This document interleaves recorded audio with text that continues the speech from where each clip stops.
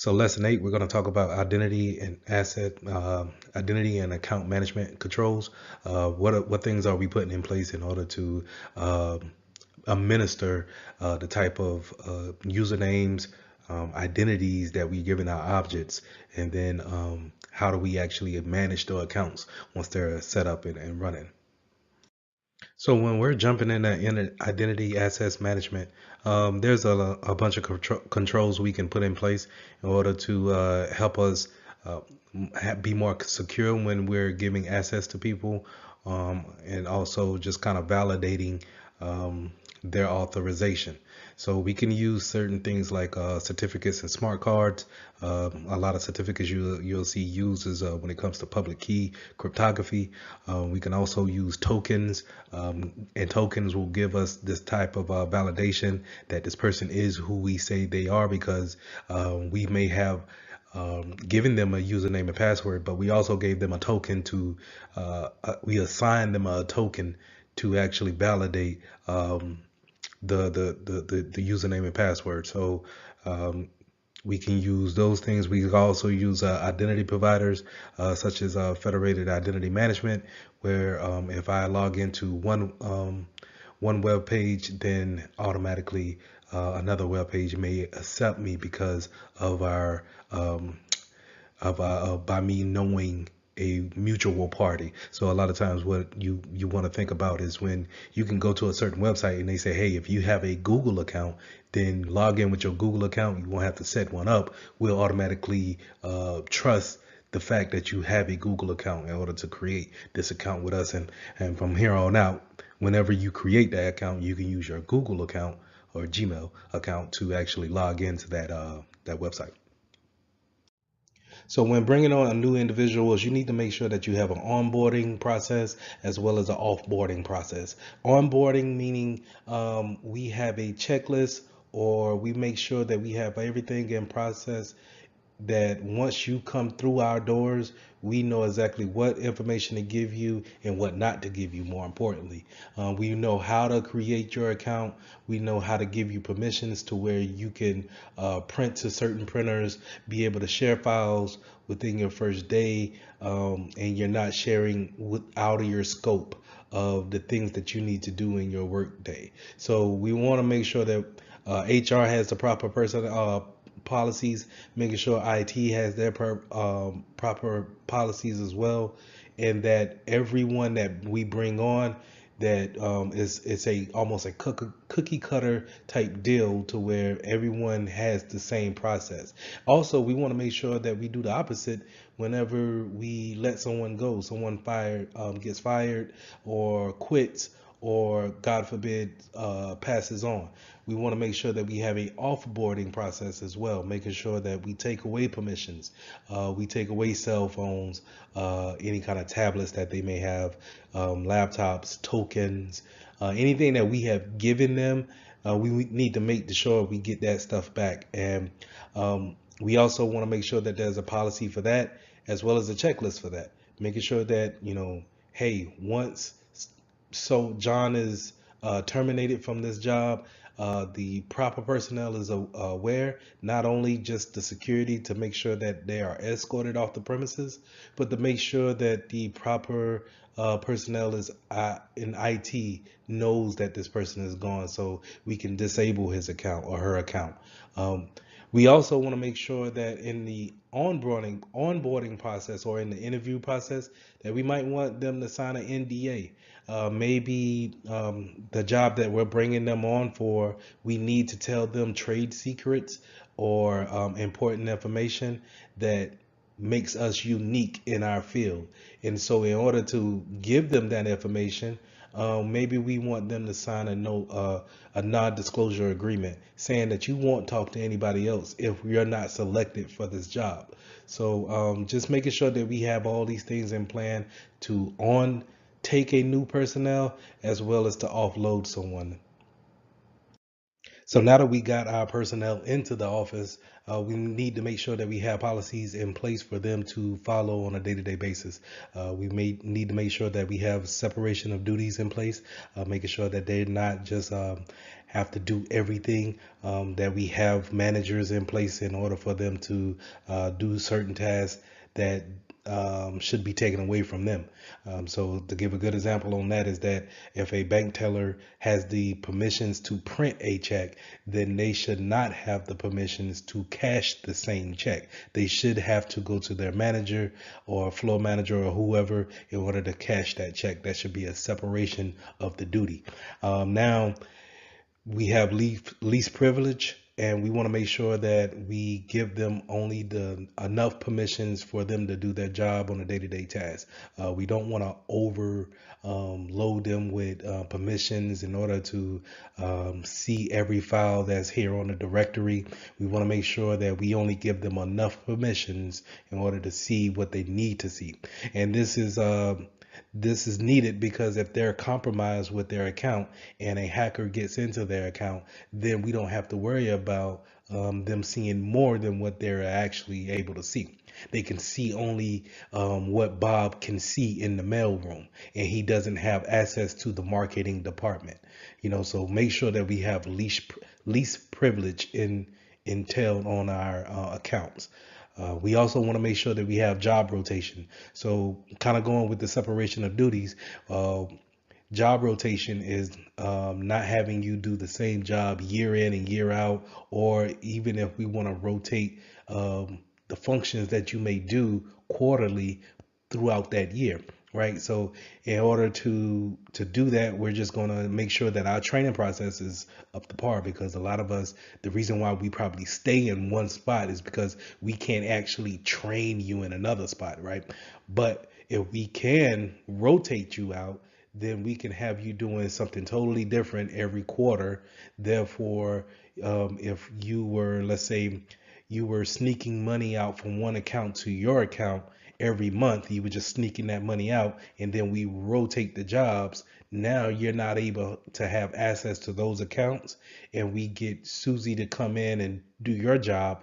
Then we can see, oh, okay, wait, we had logs of this money going to Bob's account every month, but now all of a sudden it stopped. So that's why we kind of want to have that job rotation to kind of weed out those processes that we don't have an awareness of.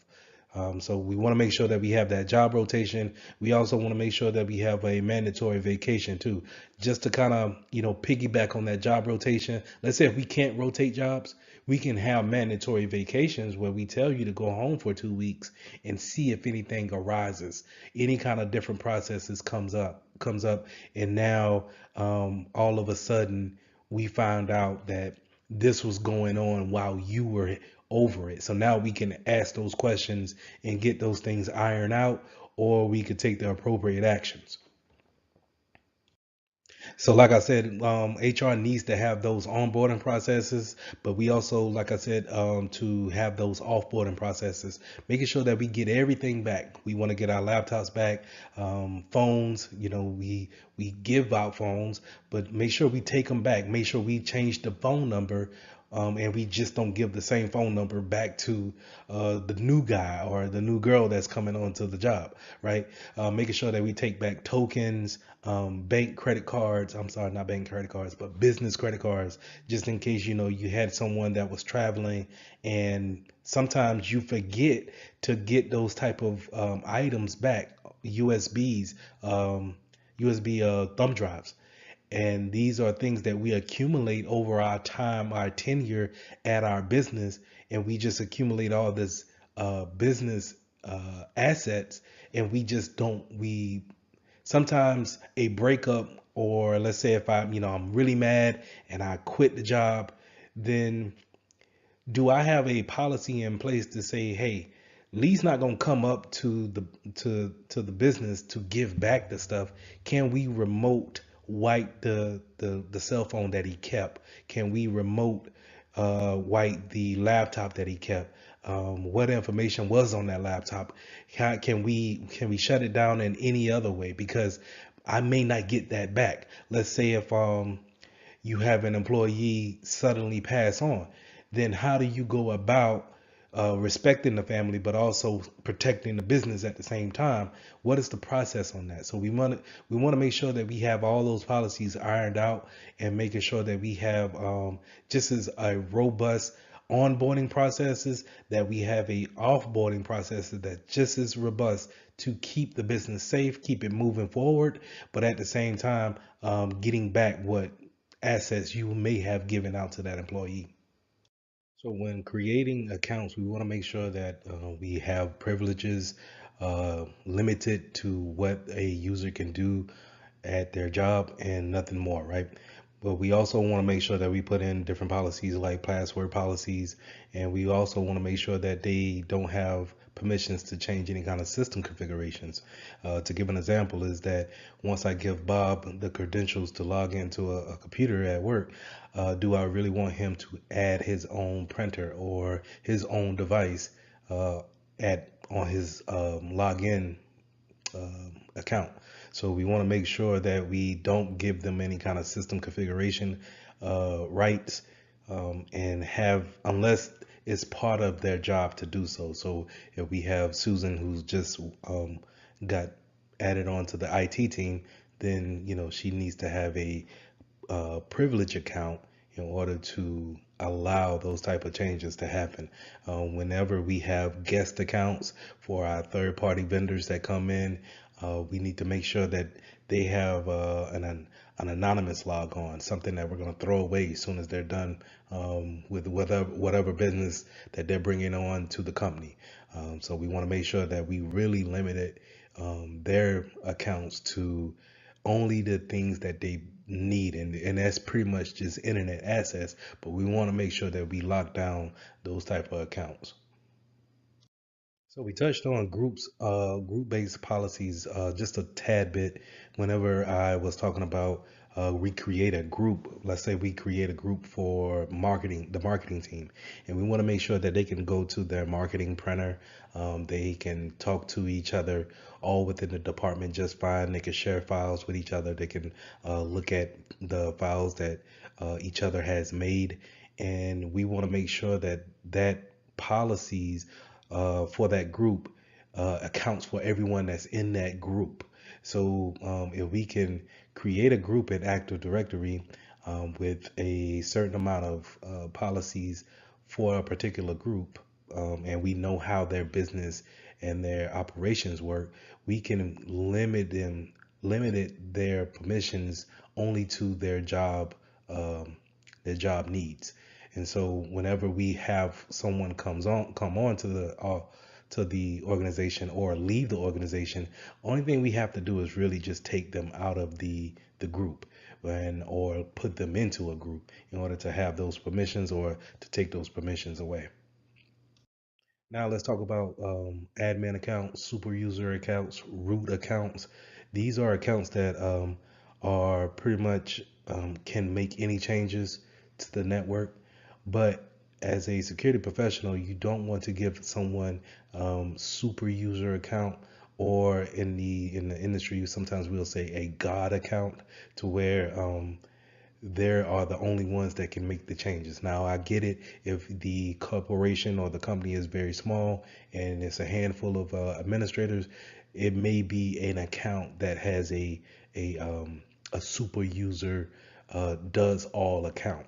But we want to make sure that we're very careful with these type of accounts, because these are what the intruders, the attackers, that's what they're looking for. They're looking for these type of accounts that can do all and go wherever they want to go on the network and manipulate anything that they want, because it has the permission to do so. So instead of me as a hacker trying to create my own account, why not just get an account that already has those permissions already applied to them? So we want to make sure that if we do have administrators on our network, that we give them permissions to make changes. But what changes can they make? Can they change passwords? And if they can change passwords, can they change group policies? And if they can change group policies, maybe they can't allow websites or disable antivirus software.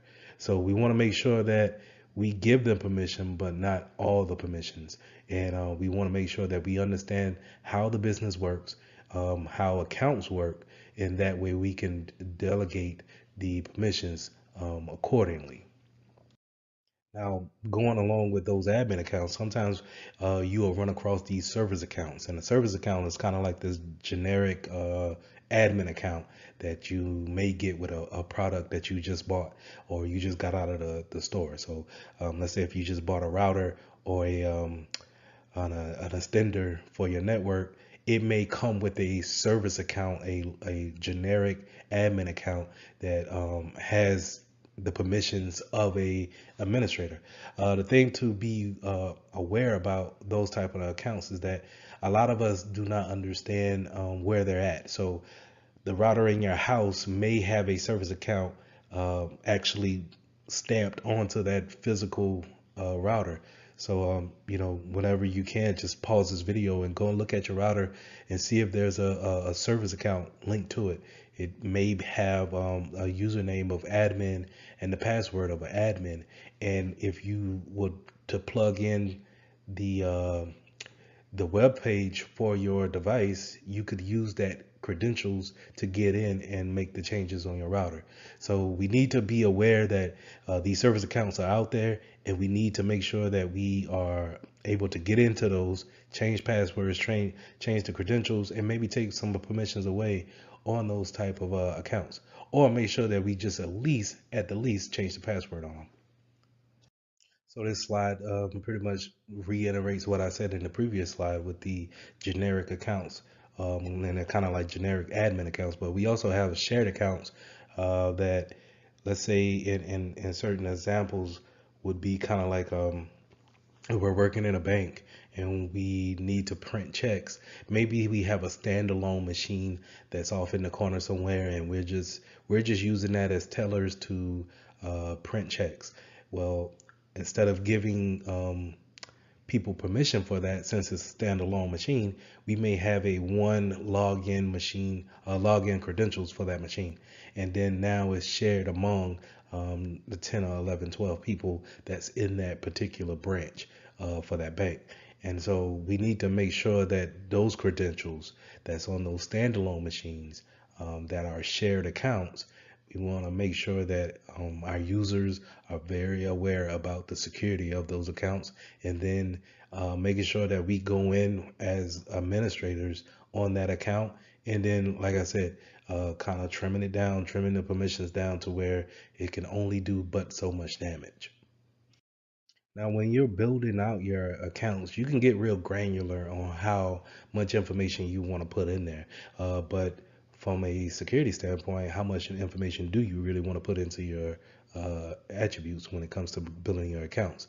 So we want to make sure that we have a naming scheme, some type of account name, username. Is it going to be first and last name? Is it going to be first initial, last name? Is it going to be something totally different, where it's just like a randomized letter and number scheme that can be assigned to your users? Just keep these things in mind. It's good to have is user friendly whenever your username is first and last or first initial last name, but when it comes to, let's say, reconnaissance on the hacker side, if I'm doing any kind of reconnaissance on, let's say, LinkedIn, then if I have a name in place and a company to link it to, then I can easily figure out the first part, which is your username. And then now the hard part would be the password.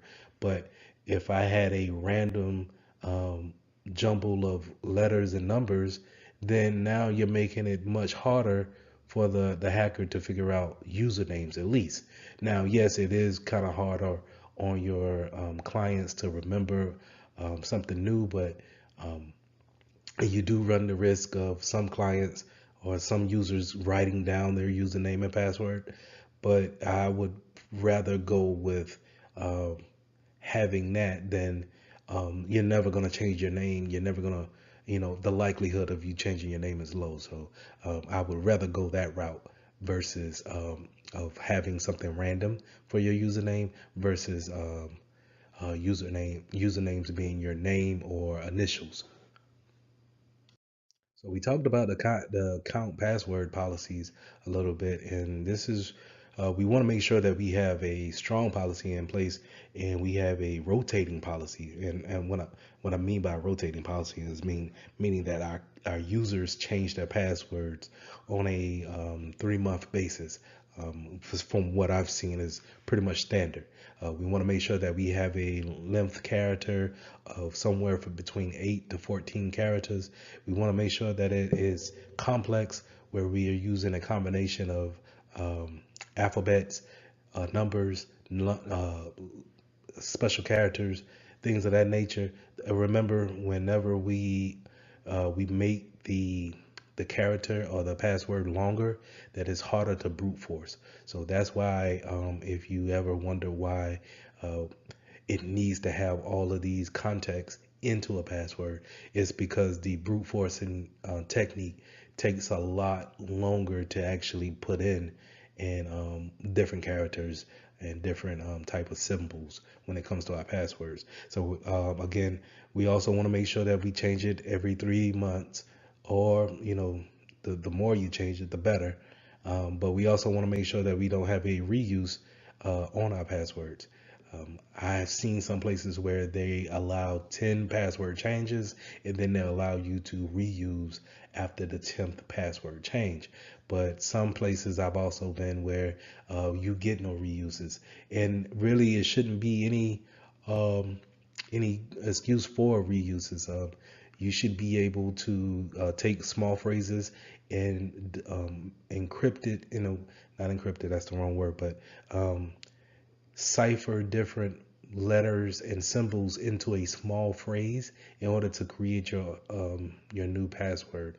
I'll show you a video on how I come up with passwords and how you should teach your users how to do the same thing. Also, lastly, we can have password hints or some type of forget password link for our users that's having trouble with their passwords, and we can have security questions set up in order for them to go the next step in order to reset their passwords.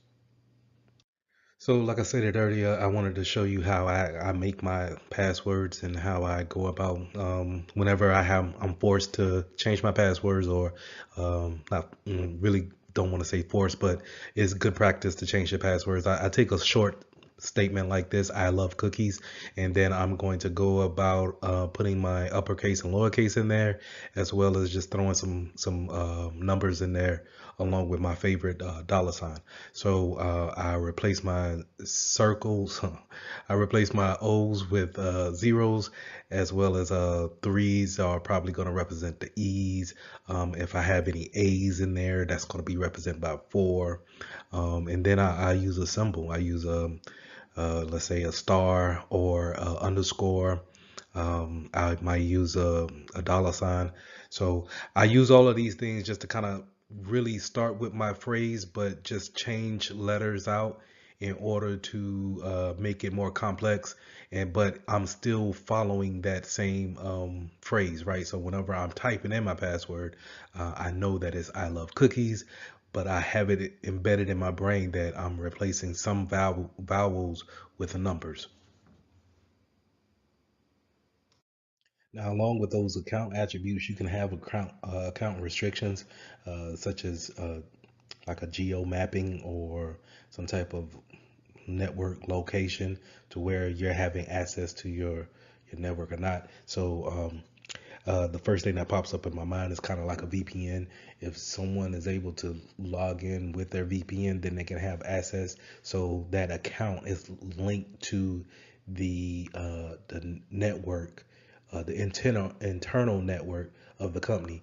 And we, in order for us as external users on an external network, we need to get to the internal via VPN, and it can be linked in that way when it comes to your account. You can also have a time-based restrictions on your account. So if we want our users to maybe work from 8 to 5 o'clock and maybe give a grace period at 6 o'clock, then we want everything, we could put that restriction in for 7 o'clock until 7 o'clock the next morning, to where we don't allow users to VPN in, or we don't allow users to come into the building, or if you happen to get into the building, you can't log in at that point in time. So these things allow for better security, as far as if there's no reason for us to be working at 2 o'clock in the morning, then we can put the restrictions in. So if we do see any activity at 2 o'clock in the morning,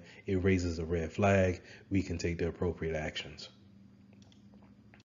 Now, from time to time, we want to make sure that we have account audits.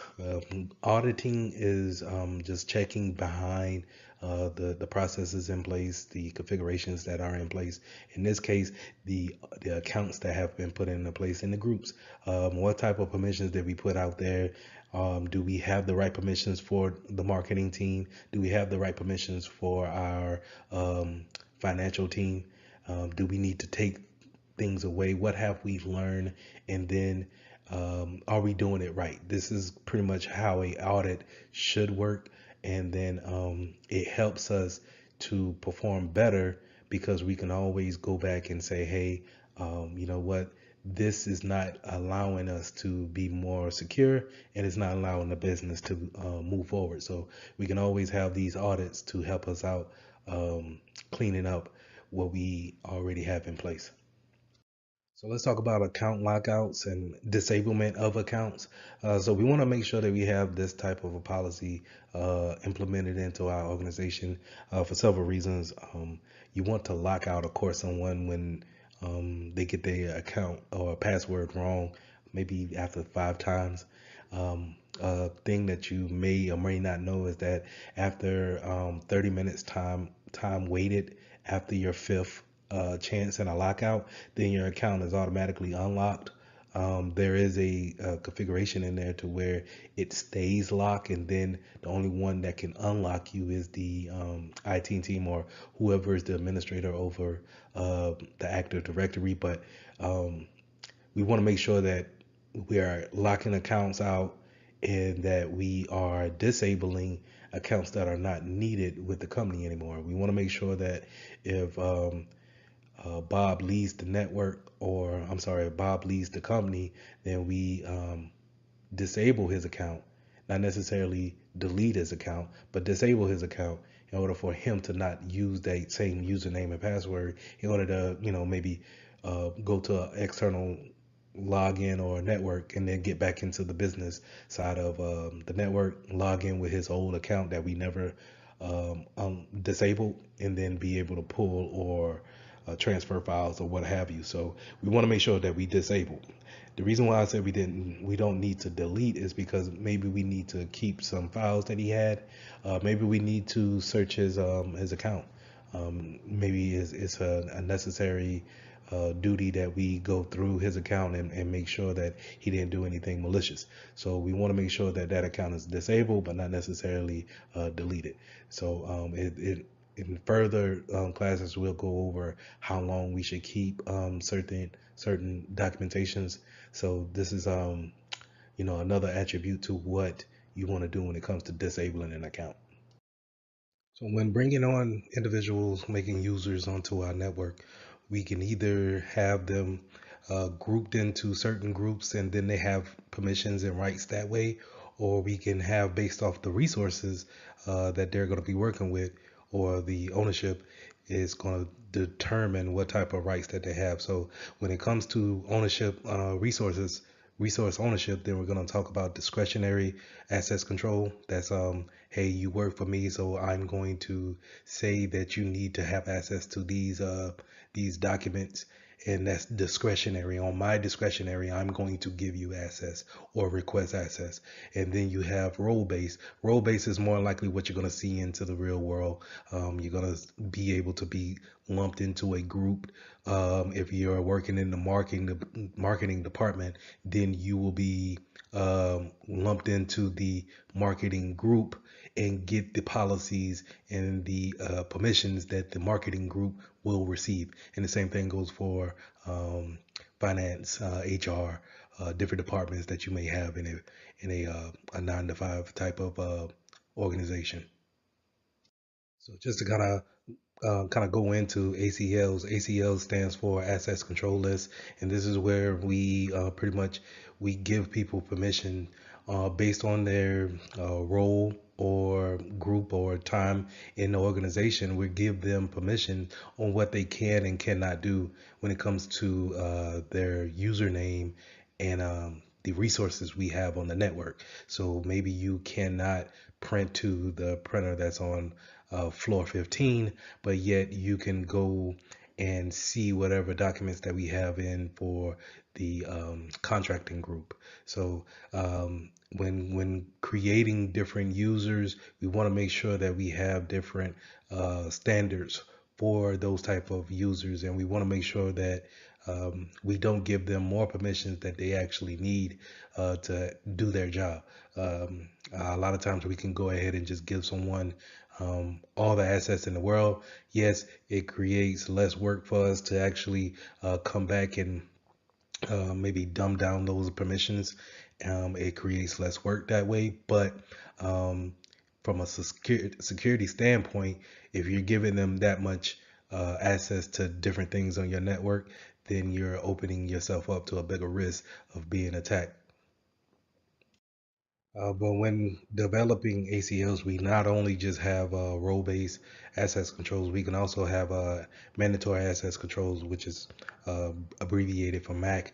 A lot of times you'll see this in the government sector. I know a lot of time when I was in the military that we would use labels and clearances to actually show what type of access you have, whether it be private, confidential, um, um, class unclassified, secret, top secret.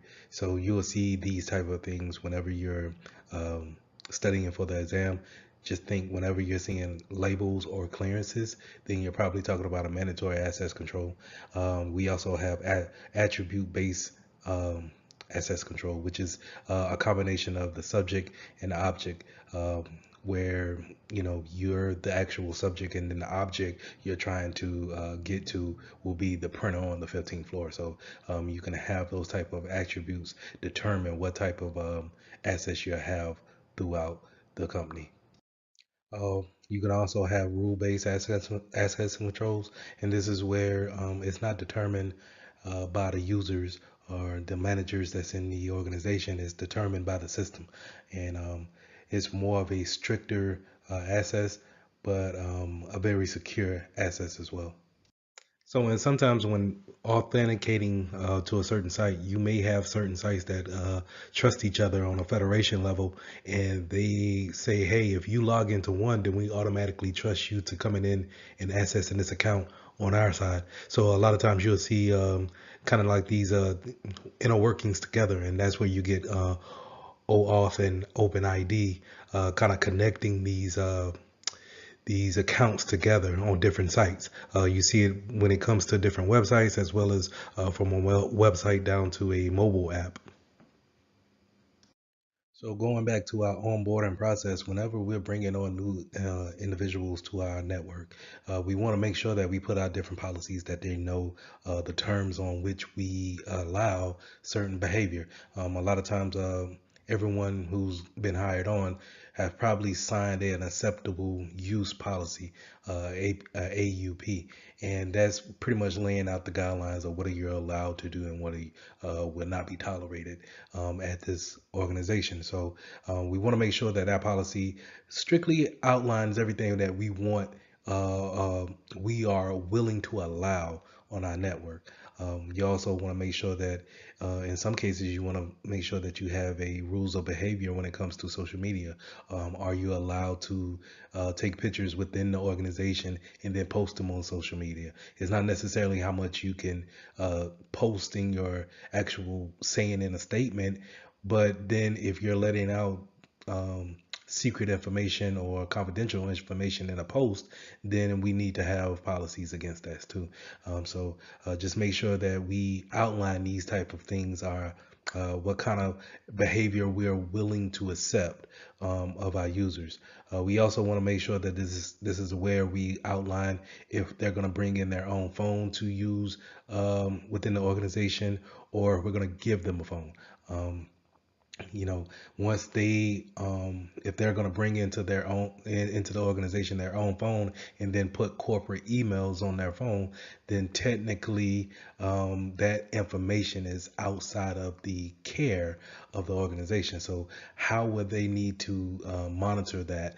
How would we need to have our users take care of that information that's on their personal phone? So all those things need to be outlined on a policy, and make sure that our users sign those policies upon entry. So what you want to do on I would say a monthly basis, but more of an annual basis, is we want to train our users.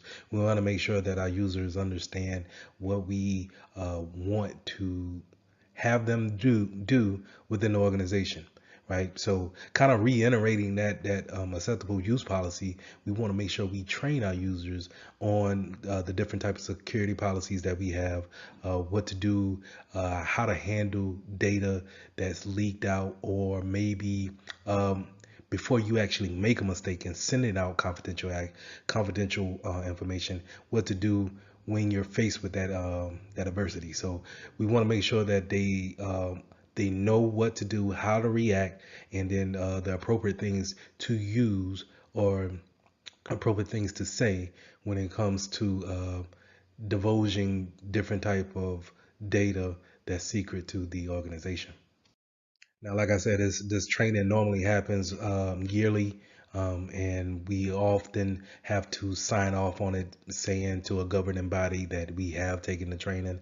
But a lot of times you can have those training broken up into different types of methods, right? So not only can we have them go into a certain website and do different scenarios and simulations with a computer-based training, but we also can have phishing campaigns that go out throughout the year, quarterly, or maybe twice a year, if you really want to just kind of test the waters when people are getting into their workflow, making sure that they're going in and doing the things that they need to do on a daily basis.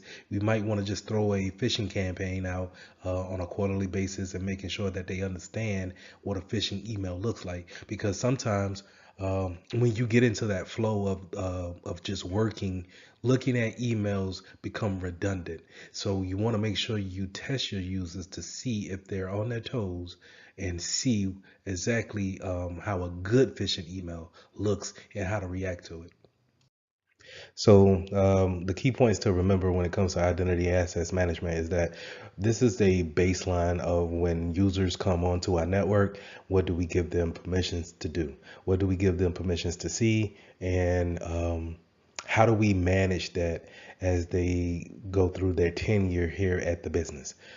So just knowing that if you have a good grasp on your users, and when it comes to their accounts and how it's made, and then the properly disposing of them, put you in a great position to not have to worry about their accounts being compromised and then being taken advantage of by an unworthy individual.